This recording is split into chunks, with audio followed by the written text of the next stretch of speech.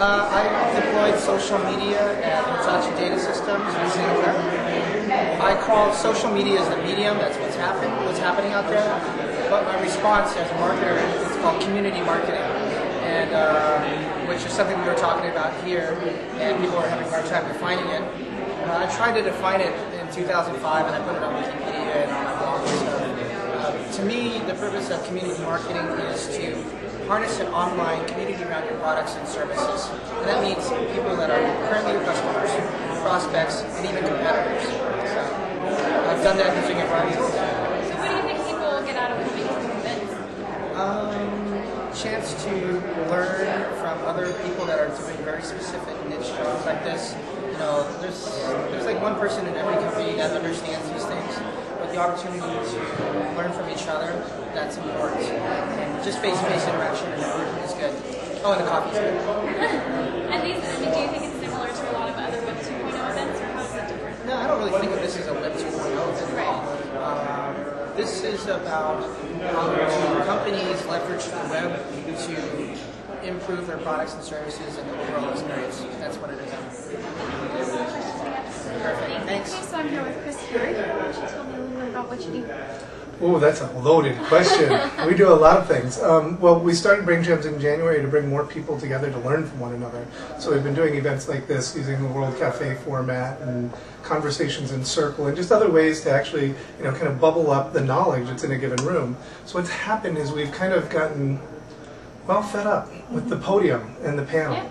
In fact, what was the word? Somebody came up with the word like panelization of conferences has really been to our detriment. When in fact, usually more wisdom is in the crowd than there is in a panel at any given time. So, the unconference thing started with people saying, let's take the hallway conversations that happen in between sessions and make that the center of the room. So that was kind of a good way to start. That's really what's kind of happening right now. We've got people sitting in tables with 5, 6 other people talking about the things that matter most to them. And what we do is we apply a little light structure to it to give them some direction and a focal point. But really, people take it any way they want and whatever they care about.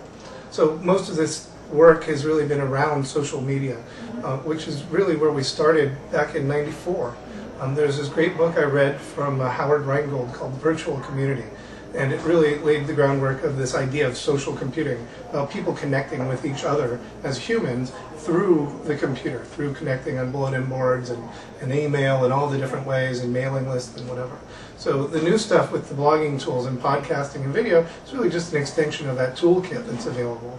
But the interesting thing that happened, I think, is that the cost of distributing that and the cost of producing it has decreased to not zero, but near zero. So the means of production and communication are really in the hands of almost anyone. So when you look at corporations that are out there and what they're doing today with it, that's one of the things that I don't think they really understood. And in fact, there's 2 points to today's workshop that we're doing, which is number one, that social media creates an opportunity for them to engage with people, so that they can actually talk with real humans, understand their needs, convey their value proposition to them, and actually do something with it. So is that what you hope people get out of the event? That is, and that seems to be the thread that everyone else is talking about. So I don't need to do any kind of education, everyone kind of gets that. The second element, though, goes back to the other point about the decreasing cost of production and distribution, which is why spend $10 million on a Super Bowl spot where you can take 10% of that budget and produce corporate media all year long and produce videos that educate your customers on how to use your product, that produce audio podcasts that will talk to the technical community about the merits of your decision to choose this technical path over another one.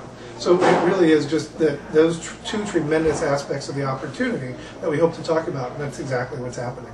Great. So how did you guys go about picking the speakers that were today? Friends. Okay. Well, what it is really is it came down to is that I wanted people who understood how to talk with other people. We didn't want to have the talking head on the podium up front. We wanted people who could engage, and both Robert and Lisa are well respected for their ability to do that. And so they were really first choices in that. And like all this other talk going around about there's not enough opportunities for women speakers, we really wanted to make sure that we had those opportunities here. And it just so happens that we have a perfect combination of somebody who really gets it, very knowledgeable, very engaging, and woman. Right. From our perspective, we wish we didn't have to think about such things, but unfortunately that is going on out there, and it's just another way we can support that sort of movement and make sure that happens. So what's up next for you guys? Wednesday, we're hosting a Social Media Club Roundtable up at CNET's headquarters up in San Francisco called Talking About Disclosure. So that's actually one of the topics we just started talking about here in the room. And what we're really going to get down to is the hows, the whys, and the whats, to really make it more understandable by the people who are actually writing about this and using social media, instead of just the idea, yes, we need to be transparent, yes, we need to engage in an authentic voice, but how do I disclose my interest? And so there's a lot of interesting things around that. And then on Saturday, I fly to DC. Next Monday, we're doing Social Media Club DC. On Wednesday, we fly to Boston to do the Society for New Communications Research Symposium. And then that night, we're doing Social Media Club Boston. We have over 70 people signed up for Boston. And then I come back for a couple of days, and then we're doing Web 2.2. So, goodness. Well, I'm glad you had time to talk to us today. Yes, I am too. Thank you so Good much. luck. Thank you. Have a great day. Thank you. Okay, so I'm here with Chris Martin of Serrano.